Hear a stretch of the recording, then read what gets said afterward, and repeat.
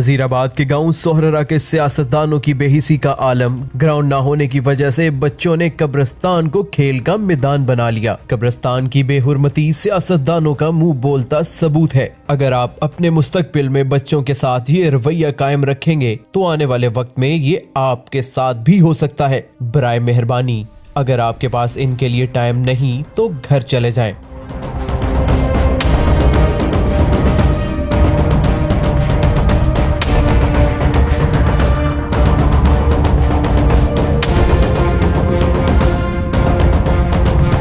जिन बच्चों को गांव के अंदर या अपने इलाकों के अंदर ग्राउंड फराहम ना होगी तो वो हॉस्पिटल्स और चोरी और डकैती के कामों में ही आगे जाएंगे और इससे मुआशरा भी खराब होगा। इसकी सारी की सारी जिम्मेदारी सरबराहों पर चाहती है। खुदारा सोहररा के अंदर जिस तरह लोगों ने अपने दिल की बातें कर कर कर वोट हासिल किए हैं, इसी तरह नौजवानों से किया गया खेल की ग्राउंड्स का वादा भी पूरा किया जाए। इलाकों में ग्राउंड्स ना होने की वजह से हमारे बच्चे बीमारियों का शिकार हो रहे हैं, क्योंकि ग्राउंड्स सेहतमंद मुआशरे की अक्कासी करती है।